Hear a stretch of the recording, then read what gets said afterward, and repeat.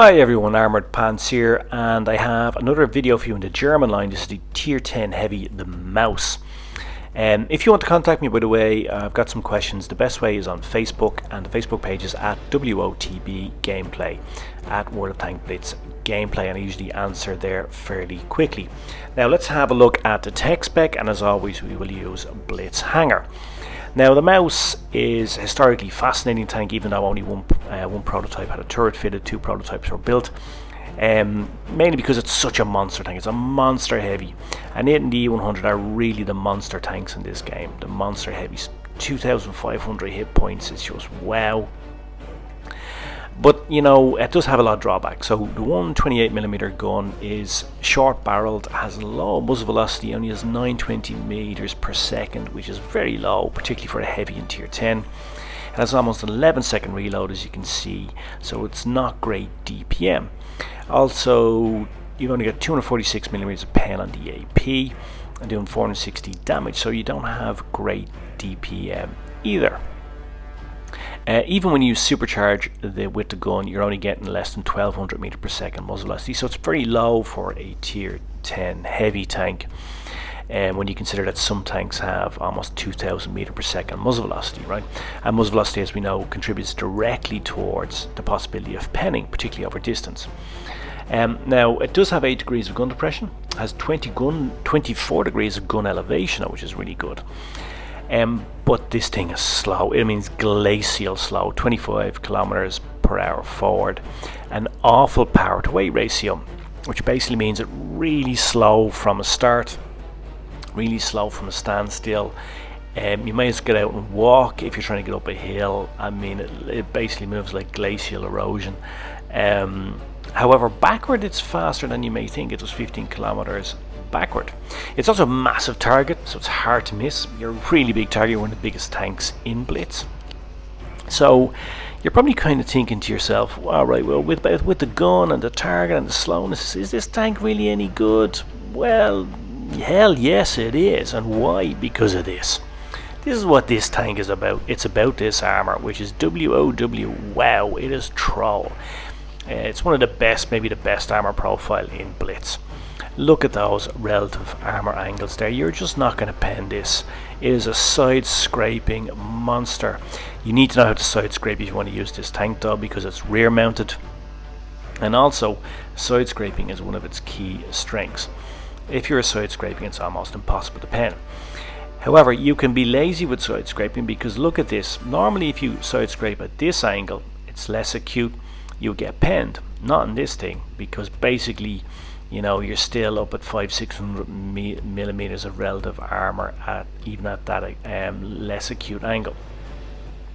Even flat on, you're going to get bounces in this thing because it's just a monster. It also has spaced armor at the bottom over the tracks. The tracks are not exposed, so you can use engine accelerator if you want to, because you're not going to get tracked that much in this. You are vulnerable on the top and at the bottom, so be careful if you're going up hills, particularly because you move up hills so slowly. I mean, you move up hills like the seasons change, so you are going to be very vulnerable. But all things being equal, when you are in a battle straight on or side on, you are going to get bounces in this thing.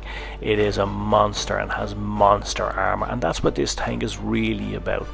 It is basically a really sort of a defensive tank, in that its major offensive tactic is to bounce shots.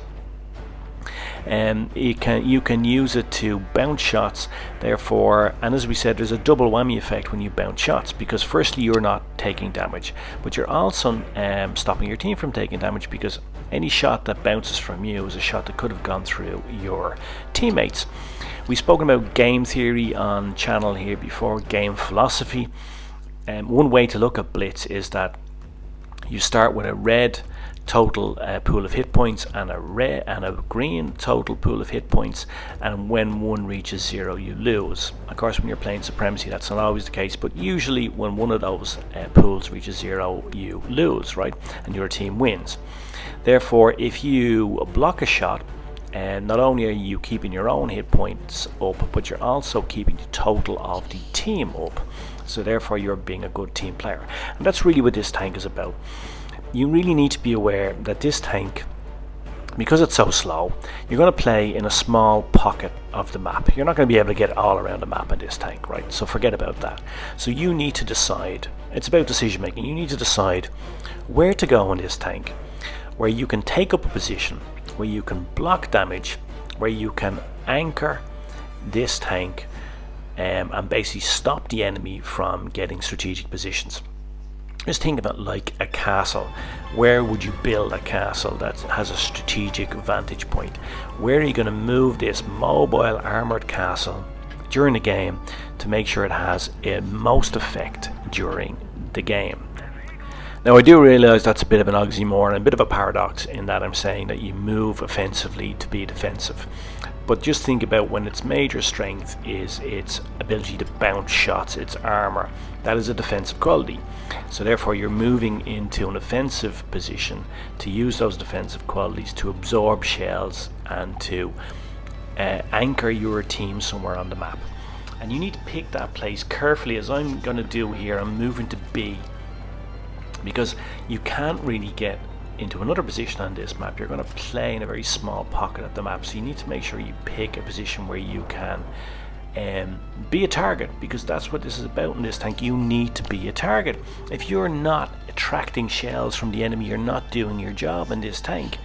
That's because that is its strength. And you can see here there is another mouse in front of me, so the two of us are like blind men with swords. We are not really going to do too much damage at all. We're just dueling here together. Even though I switch up to APCR, I still can't pen him, he can't pen me. We don't have the guns for that, and we're not going to pen each other's armor. But I am quite okay with that, because what I'm doing is I am playing to this tank's strengths. I am being a target for the enemy. I'm going to suck the enemy in onto me and then absorb some shells that could otherwise damage my teammates. I'm just adopting this position here. I'm side scraping, I'm not giving them any easy shots, and I'm not allowing them push on. They can't push on past me. Now I'm forcing him into making some mistakes. He's coming out for shots, he's losing patience. Now I missed that shot, but as you can see, he is not doing what you should do in the mouse. The best thing he could do was to anchor his team in that position, but instead he's getting frustrated and he wants to come out and have shots. Whereas I'm just going to sit here, and there we go, there's my reward. Massive alpha roll onto the grill there with the HE round. The game here we're going to look at ends up being a mastery game, also a Kolobanov, and you're going to see the strengths of the mouse in action here. I'm going to push out here, and again you can see here, you know, the gun is not great in this tank, particularly for a German tank. The gun is not great.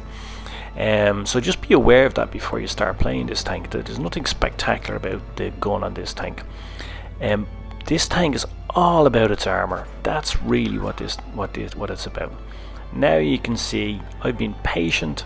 I anchored, I seized and anchored and held a good position there, and now I've moved up and I'm going to capture, and nobody's going to stop me capturing because there isn't anybody who's going to be able to pen me. And I'm keep moving, I'm angling all the time, I'm making it difficult for anybody to get a shot on me, and I'm just picking my shots. By the way, you know, you're not always going to pen in this, particularly against other heavies, particularly against like the mouse there, but you have a massive ammo rack in this. You carry a lot of shells, so don't worry about missing. It's not like some other big heavies and TDs in tier 10 where you carry a limited number of shells. You're not going to run out on this thing, so don't worry about it. Now I'm going into another side scraping position here, and these guys can push onto me all day. If you know how to side scrape in this tank and know how to side scrape with a rear mounted tank, which you should do because you've played the motion before this, right? Then you are going to have a lot of joy. And you can see there another bounce for me as well. So we are now 4 minutes into this game, and I haven't been penned once, even though I have received a lot of shots. Even the big FV183 there, he still can't pen me. You know, he didn't have a clear shot either, and then I clear him off. So now it's just 2v1, and I am gonna I know that the mouse's gun is not great, so I'm not worried about him so much. I'm more worried about the IS-7. He's a bigger gun and he's much more agile, so I cleared him off, and now it's a 1v1, so I've taken it right down to a 1v1 situation, and I've cleared that mouse down to a one shot. Now he gets a nice shot at me here, but because I've conserved my consumables, I'm able to put out that fire. And one of the things about the mouse, by the way, is this: you can ram all day long at this thing, even another mouse. So I just got fed up trying to pen him with my little gun and just used my big head instead, and just gave him a nice big headbutt there to get that last kill. And there you go, congratulations, 7 Ghost Division, you just received a tier 10 open. So there you go, Tipsy, there you go, a present from me to the clan. Hope you enjoy it. We can all get our IS-5s now. So there you go, mastery badge, almost 4.4k of damage, 3 kills, which are the 3 kills on the Kalabanov medal as well. But again, like, you know, I've done a lot more damage in the mouse and not received a mastery badge. I think I've done 5 or over 5k damage in it, but it's all about XP, as we've always said, and the XP there is almost 1.45k of XP, and that's what delivers the mastery badge. Give the WT a thumbs up there. He had a good game, especially as he's up tier 2, so he did very well. And the IS-7, I give him a worthy opponent. And the mouse, it was a nice duel there at the end. I think the mouse did relatively well too. So there we go, T57 spotted up, mouse damage, grill, that massive roll on him, IS-7, and then the FV 183 killed as well. 3 kills to give me the Kalabanov medal too, which is always nice to get. And I think that game illustrated really what you should be doing with the mouse: going, seizing that strategic position, side scraping, being a shell magnet, you know, absorbing those shots, taking those hits, bouncing those shells, saving your own HP, but also saving your team's HP and making sure you get closer to a win. And basically that's what I did there. Now my team, as you saw in that game, wasn't great. They weren't able to take advantage of that, but nonetheless we're still able to win. Now this is a monster heavy. It really is a heavy lover's heavy, right? I mean, it's just a monster heavy, and if you love heavy tanks, you should get a mouse. It's such a tough competitor. It has troll armor. It doesn't really have any vulnerable spots. It's like a rock monster, you know. It doesn't have a vulnerable spot. It does have a patchy gun handling, though, I have to say, particularly for a German tank, and the 128mm gun is not great. Short barrel too, so has low muzzle velocity. You need to use supercharge and refine gun, because otherwise you won't be able to make shots over distance. You're already going to find it very difficult. You need some APCR rounds too, because pen in certain circumstances, particularly if you're up against an E100 or another mouse, you're going to need that extra pen. So load them up, that's what they're for. But this tank is not about the gun. You know, it's not really about that. This is really an offensive, defensive tank. It's about its armor. It's about getting out there, seizing and holding positions, pin the enemy down, absorb those shells. That's what your job in this tank, and it is brilliant at it. Play strategically. Think about where you can use this beast to the best effect. Where is good to position it on the map. Therefore, you require map awareness. But if you're up at tier 10 playing a tier 10, hopefully you're already aware of all the maps and know where to go in this tank. And it's really important because the tank is really slow. And if you go into a wrong position, you're not going to be able to get into the right position quickly. So, you know, it's all about decision making. The music, by the way, is Johann Sebastian Bach, Toccata and Fuga, which in English means touch and feel, which was very much reflected in that game. Cheers, Mush. Thanks for watching, and all remains for me to say is Pants off.